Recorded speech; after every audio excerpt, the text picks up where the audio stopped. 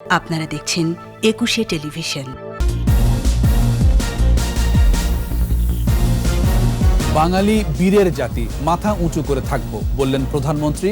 সার্বভৌমত্ব রক্ষায় সেনাবাহিনীকে প্রস্তুত থাকার নির্দেশ। তলা ফেটে পদ্মায় যানবাহন সহ আংশিক ডুবে গেছে ফেরি আমানত শাহ। সকাল পর্যন্ত উদ্ধার কাজ স্থগিত। এক সপ্তাহের মধ্যে স্কুল শিক্ষার্থীদের টিকা কার্যক্রম। 14 নভেম্বর থেকে এসএসসি পরীক্ষা। বিএনপি সাম্প্রদায়িক অপশক্তির পৃষ্ঠপোষক বললেন ওবায়দুল কাদের। কুমিল্লার ঘটনা সাজানো নাটক, মন্তব্য ফখরুলের।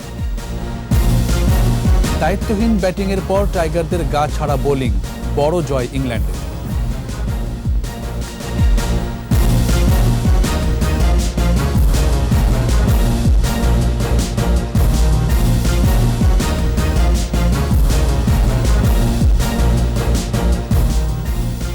শুনছিলেন ফার্স্ট সিকিউরিটি ইসলামী ব্যাংক লিমিটেড সংবাদ শিরোনাম।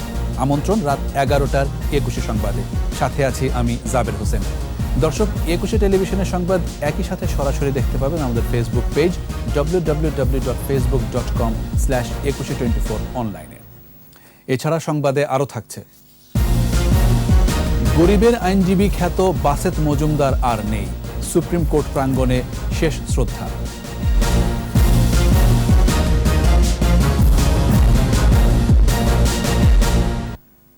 সার্বভৌমত্ব রক্ষা সহ জাতীয় প্রয়োজনে সর্বোচ্চ ত্যাগ স্বীকারে প্রস্তুত থাকতে বাংলাদেশ সেনাবাহিনীকে নির্দেশনা দিয়েছেন প্রধানমন্ত্রী শেখ হাসিনা।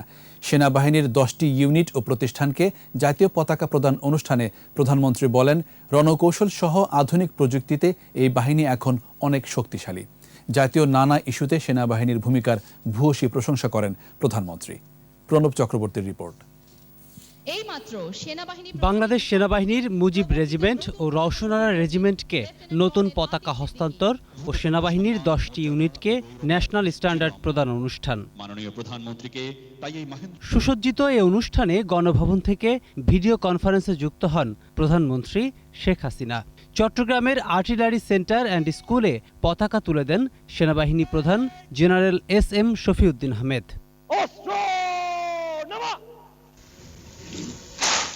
বক্তৃতায় পতাকার মর্যাদা ও সম্মান ধরে রেখে দেশ সেবা করতে সেনাবাহিনীর প্রতি আহ্বান জানান প্রধানমন্ত্রী। স্মরণ করেন সেনাবাহিনীর সাথে পারিবারিক সম্পর্কের কথা। বাংলাদেশ সেনাবাহিনীর সঙ্গে আমার নিজের একটা পারিবারিক সম্পর্ক এই জন্য আছে যে আমার 2 ভাই এই সেনাবাহিনীর সদস্য, আর ছোট তারও জীবনে একটা স্বপ্ন ছিল, আকাঙ্ক্ষা ছিল সে একজন সেনা সদস্য হবে, কিন্তু সেই স্বপ্ন আর পূরণ হয়নি। আমাদের সেনা সদস্যদের মানবিকতা যখন যে দেশে তারা দায়িত্ব পালন করেন সে দেশের সাধারণ জনগণকেও মুগ্ধ করে। সরকার প্রধান বলেন, যথেষ্ট শক্তিশালী হয়েছে বাংলাদেশ সেনাবাহিনী। জঙ্গিবাদ, প্রাকৃতিক দুর্যোগ ও করোনা মোকাবেলায় সেনাবাহিনীর ভূমিকার প্রশংসা করেন তিনি। যোগাযোগ ক্ষেত্রে আধুনিক রণকৌশলগত সক্ষমতা বৃদ্ধির লক্ষ্যে সম্প্রতি বাংলাদেশ সেনাবাহিনীতে অত্যাধুনিক প্রযুক্তি সম্পন্ন ইলেকট্রনিক ওয়ারফেয়ার সরঞ্জামাদি সংযোজন করেছি। আমাদের সশস্ত্র বাহিনী গত 13 বছরে এখন যথেষ্ট শক্তিশালী এবং অগ্রসর হয়েছে। দেশের প্রয়োজনে সেনা সদস্যদের সর্বোচ্চ ত্যাগ স্বীকারে প্রস্তুত থাকার নির্দেশনাও দেন প্রধানমন্ত্রী। আমি বিশ্বাস করি বাংলাদেশের সার্বভৌমত্ব রক্ষা সহ জাতীয় যে কোনো প্রয়োজনে বাংলাদেশ সেনাবাহিনী সর্বোচ্চ ত্যাগ স্বীকারে সদা প্রস্তুত থাকবে। যে বীরত্বের সাথে আমাদের মুক্তিযোদ্ধারা যুদ্ধ করে আমাদের বিজয় অর্জন করেছিল, সে কথাটা চিরদিন মনে রাখতে হবে যে আমরা বিজয়ী জাতি, মাথা উঁচু করে বিশ্ব দরবারে আমরা চলব। করোনা ভাইরাসের ভয়াবহতা বিবেচনায় সবাইকে স্বাস্থ্যবিধি মেনে চলারও আহ্বান জানান প্রধানমন্ত্রী শেখ হাসিনা। স্বাস্থ্য সুরক্ষা নীতিমালা মেনে চলবেন। প্রণব চক্রবর্তী, একুশে টেলিভিশন, ঢাকা। মানিকগঞ্জের পাটুরিয়ার 5 নম্বর ঘাটে নোঙর করার পর আমানত শাহ নামের একটি রোরো ফেরি 14টি যানবাহন নিয়ে উল্টে গেছে। তলদেশের ছিদ্র দিয়ে পানি ঢুকে ফেরি উল্টে যাওয়ার ঘটনা ঘটে বলে অভিযোগ প্রত্যক্ষদর্শীদের। এদিকে রাত হওয়ায় সকাল পর্যন্ত উদ্ধার কাজ স্থগিত রাখা হয়েছে। এর আগে ফায়ার সার্ভিস ও BIWTC'র সঙ্গে উদ্ধার কাজে যোগ দেয় জাহাজ হামজা। সাভার, মানিকগঞ্জ ও রাজবাড়ী প্রতিনিধির সহায়তায় আরও জানাচ্ছেন সমর ইসলাম। প্রত্যক্ষদর্শীরা জানায়, সকাল ৯টার দিকে রাজবাড়ির দৌলতদিয়ার ৫ নম্বর ঘাট থেকে রোরো ফেরি শাহ আমানত পাটুরিয়ার উদ্দেশ্যে ছেড়ে যায়। ফেরিতে ১৪টি কাভার্ড ভ্যান, ২টি ট্রাক, ২টি প্রাইভেট কার ও ৬-৭টি মোটরসাইকেল ছিল। ৯:৩০টার দিকে ফেরি শাহ আমানত পাটুরিয়ায় পৌঁছে। সে সময় ফেরিটির তলা ফেটে ধীরে ধীরে ডুবতে থাকে। এ সময় দ্রুত ফেরিতে থাকা যানবাহন ঘাটে নামার চেষ্টা করে। মাত্র ২টি গাড়ি নামার পর কাত হয়ে আংশিক ডুবে যায় ফেরিটি। সে সময় গাড়ির চালক সহ অনেককে সাঁতরে পারে উঠতে দেখা যায়। যখন ফেরিটা ঘাটে লাগাবে তখন কয়েকজন ওদেরই লোকজন বলতেছে ফেরিটি পানি ঢুকছে, তাড়াতাড়ি দড়ি দাও, রশি দাও, এরকম বলছে। তখন আমি তাকিয়ে দেখি ফেরিটা আস্তে আস্তে কায়েত হচ্ছে। আস্তে আস্তে আসি আর কালে কায়েত হয়, পরে আমরা নাইমে আস্তে আস্তে আল্লাহ বিল্লাহ করা ধরলাম। তারপরে পারে যখন চাপলো তখন আমার গাড়িটা তলিয়ে গেল। ডুবে যাওয়া ফেরিতে থাকা গাড়িগুলো পানিতে ডুবে যায়। এ সময় কয়েকটি পণ্যবাহী ট্রাক ভাসতে থাকে।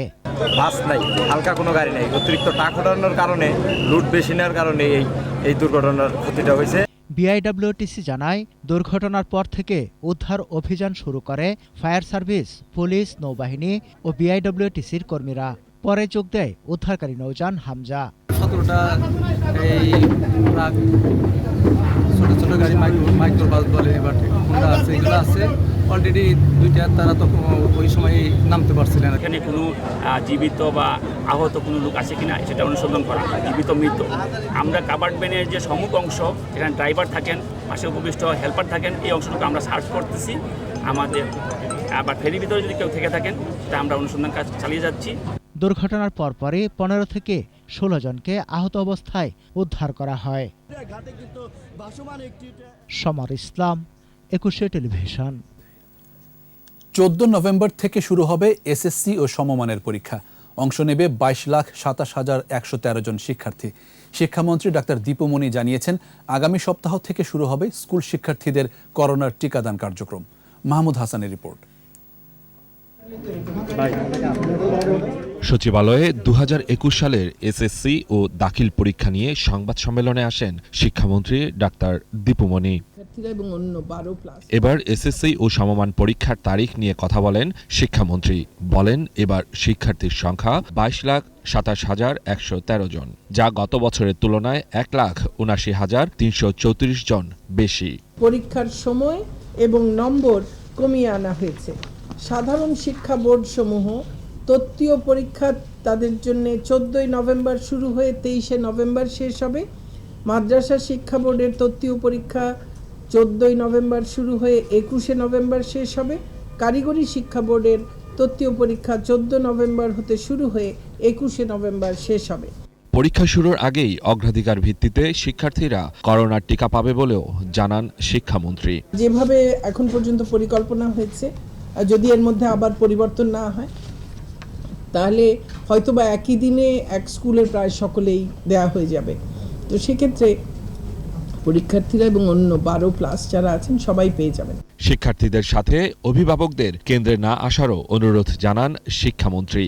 অভিভাবকেরা স্বাস্থ্যবিধি মানার স্বার্থে প্রথমত না আসলে ভালো। মাহমুদ হাসান, 21 টেলিভিশন, ঢাকা। গণটিকা কার্যক্রমের প্রথম ডোজ গ্রহণকারীদের বৃহস্পতিবার দ্বিতীয় ডোজ দেয়া হবে বলে জানিয়েছে স্বাস্থ্য অধিদপ্তর। তবে কেন্দ্র পরিবর্তন করে টিকা নেওয়া যাবে না। এদিকে করোনায় পরীক্ষা বিপরীতে দৈনিক সংক্রমণ হার আবারও বাড়ছে। নতুন শনাক্ত 306 ও মৃত্যু 7। বিস্তারিত জানাচ্ছেন স্মৃতি মণ্ডল। দেশে এ পর্যন্ত বিভিন্ন উৎস থেকে করোনা টিকা এসেছে 7,72,72,420 ডোজ। প্রথম ডোজ টিকা নিয়েছে 4 কোটির বেশি, আর 2 ডোজ গ্রহণকারীর সংখ্যা 2 কোটি ছাড়িয়েছে। দ্রুত সময়ে বেশি সংখ্যক মানুষকে টিকার আওতায় আনতে প্রধানমন্ত্রীর জন্মদিন উপলক্ষে 28 সেপ্টেম্বর সারা দেশে দ্বিতীয়বারের মতো চলে গণটিকাদান। বৃহস্পতিবার দেয়া হবে দ্বিতীয় ডোজ।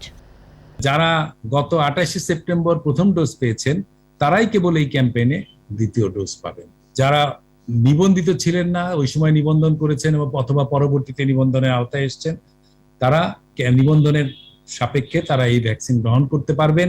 কেন্দ্র পরিবর্তন করে কোনো ভ্যাকসিন দেয়া যাবে না। এদিকে স্বাস্থ্য অধিদপ্তরের তথ্য অনুযায়ী 833টি ল্যাবে 19,991টি নমুনা পরীক্ষায় শনাক্ত 306। মোট শনাক্ত 15,68,563। মারা গেছে আরও 7 জন।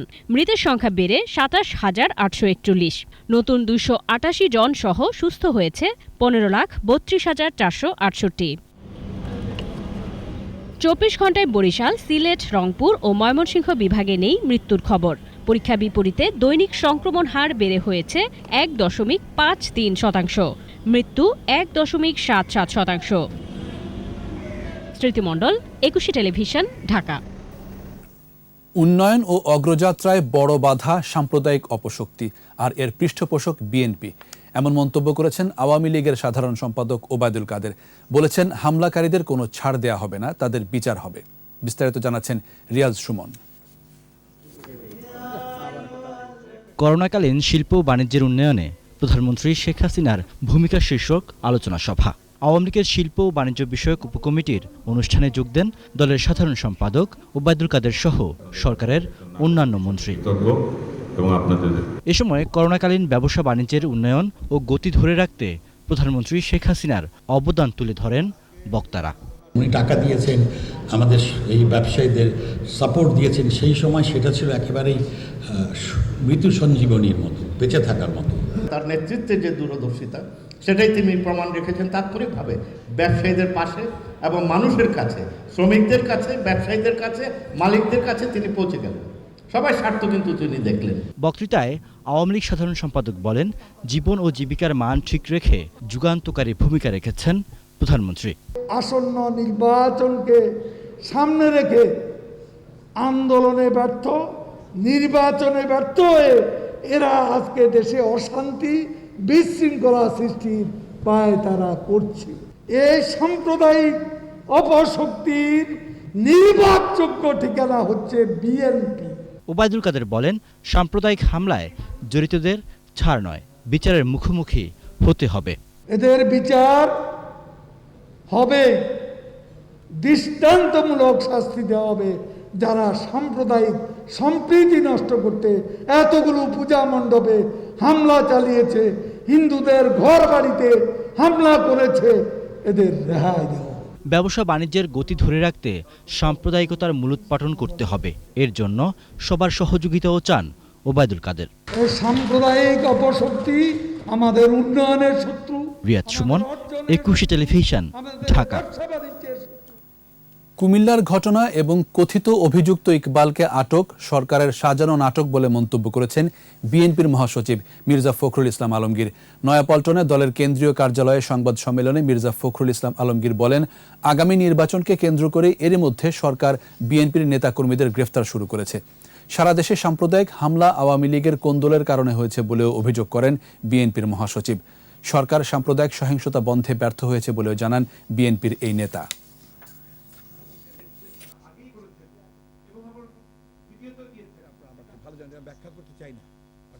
কুমিল্লা তো একইভাবে দেখা যাচ্ছে যে তারা একজন সাজিয়েছে, ইকবাল, পাগল ইকবাল বলে একজনকে সাজিয়েছে, তাকে বলা হচ্ছে যে সে নাকি আপনার কোরআন শরীফ নিয়ে আপনার মণ্ডপে রেখেছে, আবার সে সেখান থেকে মসজিদে গেছে, যেগুলো আপনার কোনো মতে বিশ্বাসযোগ্য নয়। এবার আমরা নির্বাচন নিয়ে চিন্তাই করছি না। আমরা এই সরকারের পতন, এই সরকার যেতে হবে এবং যাওয়ার পরে, পদত্যাগ করে চলে যাওয়ার পরে একটা নির্বাচন কমিশন গঠন করে নিরপেক্ষ একটা সরকারের অধীনে নির্বাচন হতে হবে। নিচ্ছি সংবাদ বিরতি। যখন ফিরছি তখন অন্যান্য খবরের সঙ্গে আরও থাকবে। নোয়াখালীতে সহিংসতার 3 মামলা সিআইডিতে স্থানান্তর, আরও 8 জনের বিভিন্ন মেয়াদে রিমান্ড। টাঙ্গাইলে মধুপুর গড়ে শালবন উজাড়, প্রভাবশালীদের দখলে 39,000 একর ভূমি। আবারও আমন্ত্রণ রাত 11টার একুশে সংবাদে। নোয়াখালীর চৌমোহনীতে সহিংসতা মামলায় গ্রেফতার আরও 8 জনকে বিভিন্ন মেয়াদে রিমান্ডে নেওয়া হয়েছে। আসামিদের চিফ জুডিশিয়াল ম্যাজিস্ট্রেট কাজী সোনিয়া আক্তারের আদালতে হাজির করে রিমান্ড আবেদন করে পুলিশ। শুনানি শেষে বেগমগঞ্জ থানার মামলার আসামি ইলিয়াস ও মনির হোসেন হৃদয় 4 দিন, নূর মোহাম্মদ 2 দিন, বেলাল হোসেন সুমন 1 দিন, অপর মামলার আসামি বেলাল হোসেন 3 দিন, হুমায়ুন কবির, সুজন এবং কামাল হোসেনকে 2 দিন করে রিমান্ড মঞ্জুর করেন আদালত। এদিকে নোয়াখালীর সহিংসতায় 3টি মামলার তদন্তভার হস্তান্তর করা হয়েছে সিআইডির কাছে।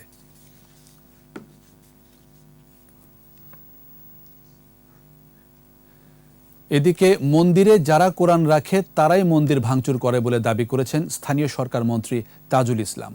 ডেল্টা প্ল্যান 2100 বাস্তবায়ন ও জলবায়ুর প্রভাব মোকাবেলায় স্থানীয় সরকারের নগর প্রতিষ্ঠানসমূহকে সম্পৃক্তকরণ বিষয়ক এক কর্মশালায় যোগ দিয়ে মন্ত্রী বলেন, দেশের অগ্রযাত্রা বাধাগ্রস্ত করতেই সাম্প্রদায়িক সম্প্রীতি বিনষ্টের অপতৎপরতা চালানো হচ্ছে।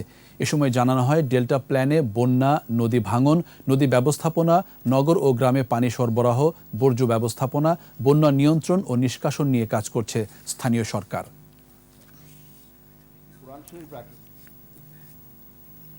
পানি সম্পদ প্রতিমন্ত্রী কর্নেল অবসরপ্রাপ্ত জাহিদ ফারুক বলেছেন, প্রধানমন্ত্রী শেখ হাসিনার ঘোষিত ডেল্টা প্ল্যান 2100 বাস্তবায়নেই হবে জাতির সমৃদ্ধ ও নিরাপদ ভবিষ্যৎ।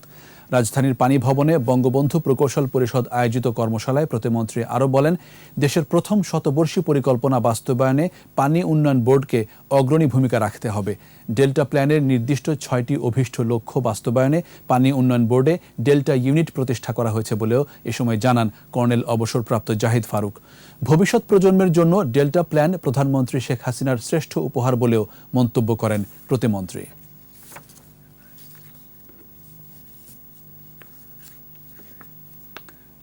চলতি বছরই পরীক্ষামূলকভাবে 5G ইন্টারনেট চালু করা হবে বলে জানিয়েছেন ডাক ও টেলিযোগাযোগ মন্ত্রী মোস্তফা জব্বার। সচিবালয়ে বাংলাদেশ সেক্রেটারিয়েট রিপোর্টার্স ফোরামের সংলাপে অংশ নিয়ে মন্ত্রী বলেন, 2022 সালের মধ্যে বাংলাদেশের সব মোবাইল অপারেটর 5G সম্প্রসারণ করবে। ফেসবুকের মাধ্যমে সহিংসতা ছড়ানোর বিষয়ে মন্ত্রী বলেন, ডিজিটাল নিরাপত্তা আইন কিছু ক্ষেত্রে অপব্যবহার হচ্ছে। আইন শৃঙ্খলা রক্ষাকারী বাহিনী এই আইনের অপব্যবহার রোধ করতে পারে বলেও জানান মন্ত্রী।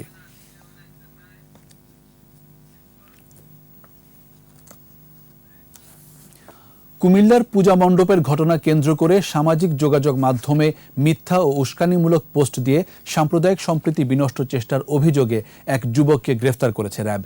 রাজধানীর বনানী এলাকায় অভিযান চালিয়ে র্যাব 1-এর একটি দল তাকে গ্রেফতার করে। বিকেলে র্যাব মিডিয়া সেন্টারে সংবাদ সম্মেলনে জানানো হয়, গ্রেফতার আশিস মল্লিক ঢাকা কলেজ থেকে স্নাতক সম্পন্ন করে একটি কোচিং সেন্টার পরিচালনা করছিল। ফেসবুকে একটি পেজের অ্যাডমিন আশিস আরও কয়েকজনকে নিয়ে কুমিল্লা, চাঁদপুর, রংপুর ও নোয়াখালীতে হিন্দু সম্প্রদায়ের ওপর হামলার ঘটনা নিয়ে উস্কানিমূলক পোস্ট দিতে থাকে। প্রতিবেশী দেশের অনেক ঘটনার ভিডিও বাংলাদেশের বলেও অপপ্রচার চালিয়ে আসছিল তারা।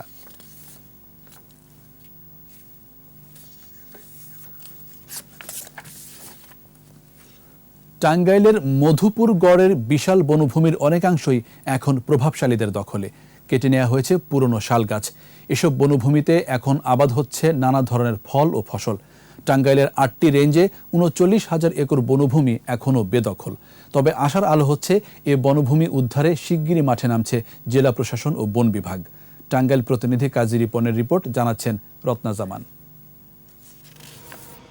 একসময় মধুপুর গড় ময়মনসিংহ ও জামালপুরের সীমান্তবর্তী এলাকা থেকে গাজীপুরের ভাওয়ালের গড় পর্যন্ত বিস্তৃত ছিল। দখলদারদের কারণে দিন দিন সংকুচিত হয়ে পড়ে দেশের 3য় বৃহত্তম এ বনভূমি। টাঙ্গাইলে 8টি রেঞ্জের আওতায় 1,23,469 একর বনভূমি রয়েছে। প্রভাবশালীরা ধীরে ধীরে প্রায় 59,000 একর বনভূমি দখল করে নেয়। বন বিভাগ বিভিন্ন সময় অভিযান চালিয়ে 20,000 একর বনভূমি উদ্ধার করে। এখনও প্রায় 39,000 একর বনভূমি বেদখল রয়েছে। এসব বনভূমিতে আনারস, কলা, পেঁপে সহ নানা ধরনের ফল ফসল আবাদ করছে তারা। দুটা ফ্যামিলি দেখলাম যে মধুপুর সাইড থেকে বিক্রি করে আসে, সে পাহাড়ে বনের জমি কিনা বাড়ি টাড়ি করছে। মাঝখানে কিছু কালের পরিবর্তনের কারণে 10 সাল পর্যন্ত বনের পরিস্থিতি একবারে নাই বলেই চলে, বিলীনের মতো। আমরা যখনই সেই জবরদখলকৃত বনভূমি উদ্ধার করতে যাই, তখনই প্রভাবশালীরা প্রভাব খাটিয়ে আদিবাসীদেরকে ঢাল হিসেবে সামনে ধরে এবং ব্যবহার করে। বনভূমি সংকুচিত হয়ে পড়ায় এরই মধ্যে জীববৈচিত্র্যের উপর নেতিবাচক প্রভাব পড়তে শুরু হয়েছে। স্থানীয়রা জানায়, এক সময়ের বিশাল শাল গাছ দিনে দিনে চুরি হয়ে গেছে। তো প্রচুর বন ছিল, আমাদের জন্মের পূর্বে বিশাল বন ছিল, অনেক গজারি ছিল। চোরেরাও খুব ভয়ঙ্কর হয়ে গেছে, গাছ ধরতে গেলে দা দিয়ে, অস্ত্র দিয়ে দাওয়া করে। এদিকে দখল হওয়া বনভূমি উদ্ধারে শিগগিরই যৌথভাবে মাঠে নামছে জেলা প্রশাসন ও বন বিভাগ। আমাদের মধুপুর গড়ের আয়তন ছিল, মধুপুর উপজেলার অংশে প্রায় ৪৫,৫৬৫ একর। এই ৪৫,৫৬৫ একরের ভিতরে একটা বিশাল অংশ, বিরাট বড় অংশই বলতে গেলে এটা জবরদখল অবস্থা আছে। যে জমিগুলো জবরদখল আছে যেগুলো উদ্ধারের জন্য অলরেডি প্রক্রিয়া শুরু হয়েছে এবং আমরা খুব অচিরেই উদ্ধার করতে পারবো বলে আমরা আশা করছি। প্রকৃতি ও পরিবেশের ভারসাম্য রক্ষায় বনভূমি সংরক্ষণের কোনো বিকল্প নাই বলছেন সংশ্লিষ্টরা। রত্না জামান, ২১শে টেলিভিশন। নাসায় যাচ্ছে বাংলাদেশের ১০ স্বপ্নবাজ। মহাকাশ গবেষণার শহর হিউস্টনে পৌঁছে চালাবে চন্দ্রযান। মঙ্গলে যাওয়ার আলাদা বাহনও পরিদর্শন করবে তারা। এই গল্পের বাকিটা শুনুন মুহাম্মদ নুরুন নবীর কাছে। স্বপ্নবাজদের গল্পটি চন্দ্রজয়ের।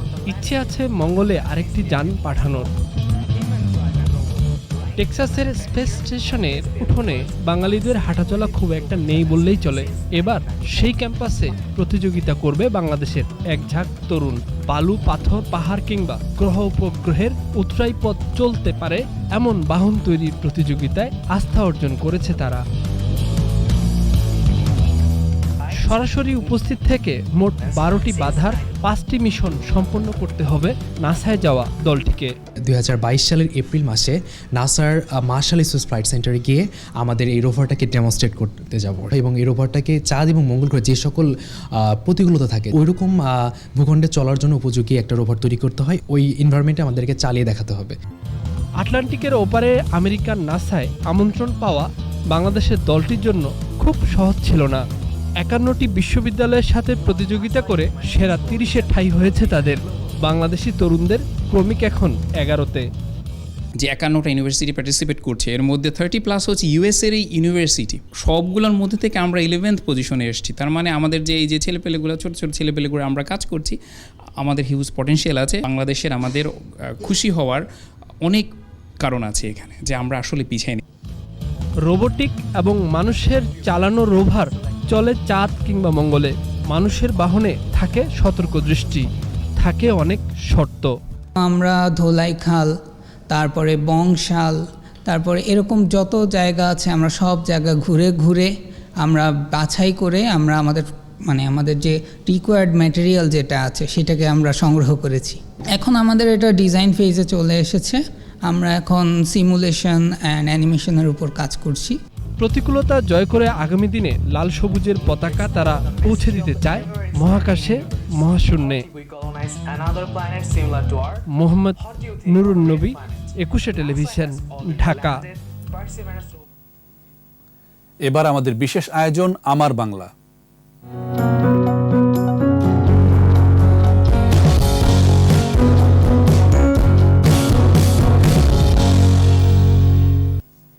কুয়াকাটা সমুদ্র সৈকত পর্যটকদের কাছে সাগর কন্যা হিসেবে পরিচিত। ২৮ কিলোমিটার সুদীর্ঘ নান্দনিক সৈকত। দক্ষিণ এশিয়ার একমাত্র সৈকত যেখান থেকে সূর্যোদয় এবং সূর্যাস্ত দুটোই দেখা যায়। উত্তাল সমুদ্রের জলরাশি মন ভরিয়ে দেয় পর্যটকদের। কুয়াকাটা প্রতিনিধি নাসিরউদ্দিন বিপ্লবের রিপোর্ট, জানাচ্ছেন রত্না জামান।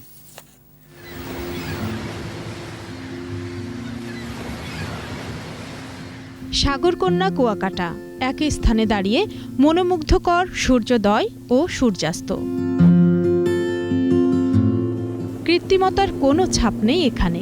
দেশ বিদেশের অসংখ্য পর্যটন পিপাসুরা বছরের বিভিন্ন ঋতুতে বারবার ছুটে আসে কুয়াকাটায়। রয়েছে গঙ্গামতী লেক আর সবুজ বনবনানী। চর বিজয়ের বালিয়াড়িতে লাল কাঁকড়ার অবাধ বিচরণ। কুয়াকাটার অদূরে মৎস্যবন্দরের হাজার হাজার মাছ ধরা ট্রলারগুলো পর্যটকদের আকর্ষণের কেন্দ্রবিন্দু। এখানে এসে খুবই উপভোগ করছি, সূর্যোদয় এবং সূর্যাস্ত দেখেছি। বিশাল সমুদ্র সৈকত যা আমার মনকে ভরে দিচ্ছে। এটি সনাতন ও বৌদ্ধ সম্প্রদায়ের তীর্থস্থানও। অগণিত ভক্ত এখানে রাস পূর্ণিমা এবং মাঘী পূর্ণিমা উৎসবে উপস্থিত হন। ১০০ বছরের পুরনো বৌদ্ধ মন্দির, যেখানে সোনা রঙের গৌতম বুদ্ধের মূর্তি এবং দুটি ২০০ বছরের পুরানো কূপ রয়েছে। কয়েক হাজার একর জমিতে গড়ে তোলা কুয়াকাটা জাতীয় উদ্যান, ইলিশ পার্ক। কুয়াকাটা নামের পেছনে রয়েছে বার্মা থেকে আরাকানদের এদেশে আগমনের সাথে জড়িত ইতিহাস। কুয়া শব্দটি এসেছে কূপ থেকে। ধারণা করা হয় ১৮ শতকে বার্মা থেকে বিতাড়িত আরাকানরা এই অঞ্চলে বসবাসের সময় প্রচুর কুয়ো বা কূপ খনন করেছিলেন। সেই থেকেই এই অঞ্চলের নামকরণ হয় কুয়াকাটা।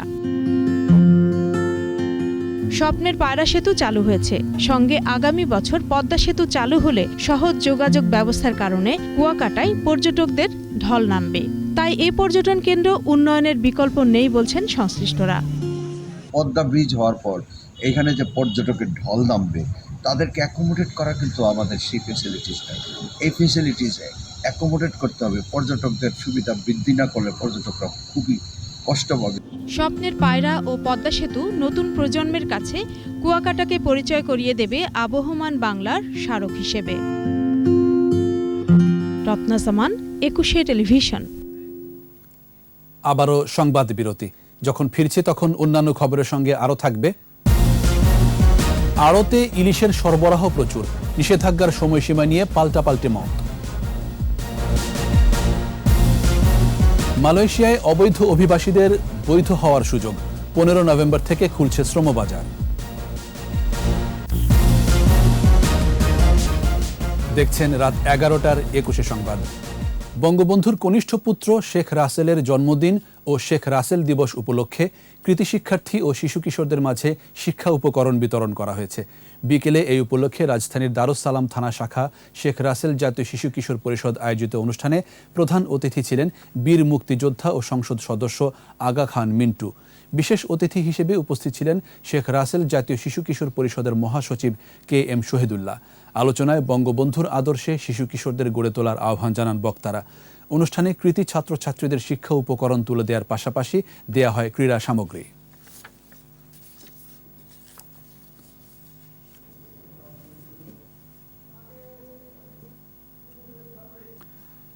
আড়তগুলো এখন ইলিশের সয়লাভ, তবে বেশিরভাগ মাছের পেটের ডিম। সংশ্লিষ্টরা বলছেন এবছর পুজোর আগে নিষেধাজ্ঞা দেয়ায় ডিম ছাড়তে পারেনি মা ইলিশ। তবে মৎস্য বিভাগের দাবি তাদের গবেষণায় কোনো ভুল নেই। প্রতিনিধিদের সহায়তায় মাসুম আলিসার রিপোর্ট। মা ইলিশের সয়লাভ বরিশালের পোর্ট বাজার। জেলে এবং পাইকাররা বলছেন নিষেধাজ্ঞা যথাসময়ে না দেয়ায় মা ইলিশের সয়লাভ বাজার। তাদের দাবি প্রতি বছর পুজোর পর নিষেধাজ্ঞা দেয়া হয়, কিন্তু এবছর নিষেধাজ্ঞা আগে দেয়ায় ডিম ছাড়তে পারেনি মা ইলিশ। অভিযান যতদিন থেকে শুরু হয়েছে ততদিন থেকেই পুজোর পরেই অভিযানটা শুরু হয়েছিল। এবারও তাই কথা ছিল যে 20 তারিখ থেকে 18 তারিখের মধ্যে অভিযান শুরু হবে, যার কারণেই এখন ইলিশ মাছের পেটে ডিম আছে। তবে এমন দাবি নাকচ করে মৎস্য বিভাগ বলছে তাদের গবেষণায় কোনো ভুল নেই। আমরা অবজারভেশনে দেখেছি যে প্রায় 50% মা ইলিশ ডিম দিতে পেরেছে নদীতে। আর এই যে সময়টি নির্ধারণ করা হয়েছে সেটা কেন্দ্রীয়ভাবে গবেষণার মাধ্যমে নির্ধারণ করা হয়েছে। এদিকে পটুয়াখালীর পায়রা নদীতে পাওয়া ইলিশের ডিম নেই বলে জানালেন জেলেরা। বড় সাইজের মাছ পাওয়ায় বেশ খুশি তারা। মাছের ডিম ছাড়ছে, এই পাইছি, 2 কুয়া ভবিষ্যৎ আছে। এখন ইলিশ মাছ আগের চাইতে বড় হয়েছে, সাইজটা ভালো, ডিমও ছাড়ছে। অন্যদিকে ভোলার নদ নদীতে এখনো তেমন মিলছে না ইলিশ। জেলা মৎস্য কর্মকর্তা জানান পূর্ণিমার জোয়ারের পর ইলিশ পাওয়া যেতে পারে। চাঁদপুরে অনেকের জালেই ধরা পড়ছে না কাঙ্ক্ষিত ইলিশ, তবে হতাশ নন জেলেরা। মাসুম আলিসা, 21 টেলিভিশন। এবার সোশ্যাল ইসলামী ব্যাংক লিমিটেড ব্যবসা বাণিজ্যের খবর।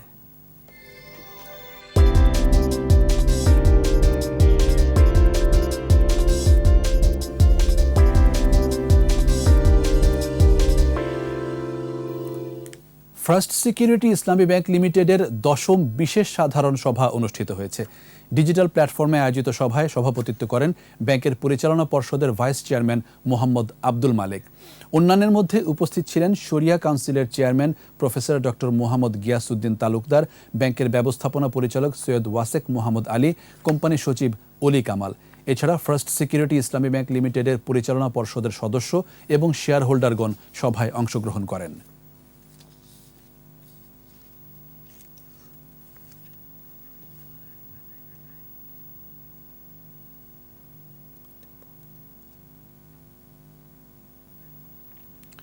ইউরোপীয় ইউনিয়নের অগ্রাধিকারমূলক বাণিজ্য সুবিধার নতুন কাঠামো বাংলাদেশের রপ্তানিকারকদের চ্যালেঞ্জের মুখে দাঁড় করাতে পারে। তবে মধ্যম আয়ের দেশে উন্নীত হতে পথে এই চ্যালেঞ্জকে মোকাবেলা করেই এগোতে হবে। বাংলাদেশ ও ইউরোপের মধ্যে বিদ্যমান বাণিজ্য পরিস্থিতি নিয়ে ভার্চুয়াল আলোচনায় এসব বিষয় উঠে আসে। মেহেদি হাসানের রিপোর্ট। চলমান বাংলাদেশ বাণিজ্য ও বিনিয়োগ সম্মেলন 2021 উপলক্ষে বাণিজ্য মন্ত্রণালয় ও ঢাকা চেম্বারের যৌথ সেমিনার। আলোচনা হয় ইউরোপীয় দেশগুলোর সাথে বাংলাদেশের বিদ্যমান বাণিজ্য ও এলডিসি উত্তরণ পরবর্তী সম্ভাব্য চ্যালেঞ্জ এবং তা মোকাবেলার নানা কৌশল নিয়ে। বাংলাদেশের রপ্তানি পণ্যের সবচেয়ে বড় গন্তব্য ইউরোপ। মোট রপ্তানি আয়ের 60% আসে ইউরোপের বাজার থেকে। স্বল্পোন্নত দেশ হিসেবে এ বাজারে অগ্রাধিকারমূলক বাণিজ্য সুবিধা বা জিএসপি পেয়ে থাকে বাংলাদেশ। তবে সম্প্রতি স্বল্পোন্নত দেশগুলোর জন্য জিএসপি সুবিধায় নানা শর্তারোপ সহ কিছু পরিবর্তন আনার প্রস্তাব করেছে ইউরোপীয় কমিশন। পরিবেশ সুরক্ষা, সুশাসন, শ্রম অধিকার ও মানবাধিকারের মতো বিভিন্ন ইস্যুগুলো গুরুত্ব পেয়েছে ওই প্রস্তাবে। দেশের তৈরি পোশাক রপ্তানিকারকদের আশঙ্কা, ইউরোপীয় কমিশনের প্রস্তাবিত শর্তগুলো চূড়ান্ত অনুমোদন পেলে ইউরোপের বাজারে বাংলাদেশের রপ্তানি বাণিজ্য খানিকটা চ্যালেঞ্জে পড়তে পারে। Proposal, it imposes more strategic conditions for GSP eligibility and it increases the possibility, of course, of quick withdrawal of preference. It lowers the threshold for EU protective measures. Bangladesh স্বল্পোন্নত দেশের তালিকা থেকে বের হয়ে আসবে আর নানা চ্যালেঞ্জ মোকাবেলা করেই এগিয়ে নিতে হবে বৈদেশিক বাণিজ্য, বলছেন বাণিজ্য মন্ত্রী। Subsidies of incentives now provided may not be there after our graduation. All WTO regulations and international trade laws will become applicable for Bangladesh after we graduate. We are trying to get some additional years, but eventually we will be losing the preferential treatment that we have enjoyed as an LDC. Increase our efficiency and productivity capacity is very important to face these challenges. LDC পরবর্তী সময়ে বাংলাদেশে প্রচুর বিদেশি বিনিয়োগ প্রয়োজন হবে বলেও জানান বাণিজ্য মন্ত্রী। I'm very happy to have joined you. Mehedi Hasan, 21 television, Dhaka. আবারও স্বাগত রাত 11টার 21 সংবাদে। চলে গেলেন গরিবের অ্যাডভোকেট খ্যাত সুপ্রিম কোর্টের জ্যেষ্ঠ আইনজীবী আব্দুল বাসেত মজুমদার। পেশাগত জীবনে যিনি 20,000-এর মতো মামলা লড়েছেন বিনা পয়সায়। তার আত্মার প্রতি শ্রদ্ধা জানিয়ে সুপ্রিম কোর্টের উভয় বিভাগে ছুটি ঘোষণা করা হয়। বিস্তারিত শাকেরা আরজুর রিপোর্টে। কফিনে শুয়ে শেষবারের মতো প্রিয় আদালত প্রাঙ্গণে এলেন আব্দুল বাসেত মজুমদার। আইন পেশায় যিনি পার করেছেন 56 বছর, ছিলেন বার কাউন্সিলের ভাইস চেয়ারম্যান এবং সুপ্রিম কোর্ট আইনজীবী সমিতির সভাপতি সম্পাদক। 1938 সালের 1 জানুয়ারি কুমিল্লায় জন্মগ্রহণ করেন এই বিশিষ্ট আইনজীবী। ঢাকা বিশ্ববিদ্যালয় থেকে মাস্টার্স ও এলএলবি ডিগ্রি অর্জন করেন। পরে 1966 সালে ঢাকা হাইকোর্টে আইনজীবী হিসেবে তালিকাভুক্ত হন। ওকালতি জীবনে যিনি 20,000-এর বেশি মামলা বিনা পয়সায় লড়েছেন, এরপর থেকেই তিনি গরিবের আইনজীবী বলে খ্যাত হয়েছেন।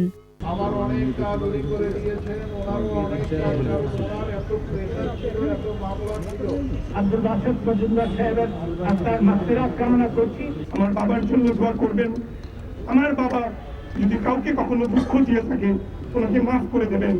বুধবার চলে গেলেন না ফেরার দেশে। জানাজায় অংশ নেন প্রধান বিচারপতি সৈয়দ মাহমুদ হোসেন, সুপ্রিম কোর্টের উভয় বিভাগের বিচারপতি, আইনজীবী ও আওয়ামী লীগের বিভিন্ন স্তরের নেতারা। বাসেত মজুমদার সাহেব সকল মানুষের পক্ষে কাজ করতেন, আইনের শাসনে বিশ্বাস করতেন। মাননীয় প্রধানমন্ত্রীর কাছে নিবেদন করব তার জন্য যেন একদিন শোক দিবস পালন করা হয়। বিচার প্রার্থী মানুষ এবং আইনজীবীদের বাতিঘর, সেই বাতিঘর আজকে নিভে গেল। বাংলাদেশের আইনজীবীদের মধ্যে সবচেয়ে জনপ্রিয় নেতা আব্দুল বাসেত মজুমদার সাহেব আমাদের মাঝে নাই। কুমিল্লার লাকসামে পারিবারিক কবরস্থানে দাফন করা হয়েছে এই বিশিষ্ট আইনজীবীকে। শাকেরা আরজু, 21 টেলিভিশন, ঢাকা। আর এরই সাথে শেষ করছি রাত 11টার 21 সংবাদ। যাবার আগে ফার্স্ট সিকিউরিটি ইসলামী ব্যাংক লিমিটেড সংবাদ শিরোনামগুলো আরও একবার। বাঙালি বীরের জাতি, মাথা উঁচু করে থাকব বললেন প্রধানমন্ত্রী। সার্বভৌমত্ব রক্ষায় সেনাবাহিনীকে প্রস্তুত থাকার নির্দেশ। তলা ফেটে পদ্মায় যানবাহন সহ আংশিক ডুবে গেল ফেরি আমানত শাহ, সকাল পর্যন্ত উদ্ধার কাজ স্থগিত। 1 সপ্তাহের মধ্যে স্কুল শিক্ষার্থীদের টিকা কার্যক্রম, 14 নভেম্বর থেকে এসএসসি পরীক্ষা। বিএনপি সাম্প্রদায়িক অপশক্তির পৃষ্ঠপোষক বললেন ওবায়দুল কাদের। কুমিল্লার ঘটনা সাজানো নাটক, মন্তব্য ফখরুলের।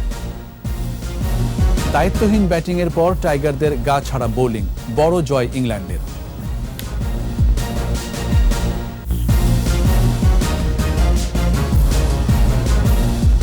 একুশে টেলিভিশনের সর্বশেষ খবর জানতে ডায়াল করুন 2021 নম্বরে আর ভিজিট করুন ekushe-tv.com এই ওয়েবসাইট। এছাড়া ফেসবুকে লগ ইন করতে পারেন facebook.com/ekushe24 অনলাইনে।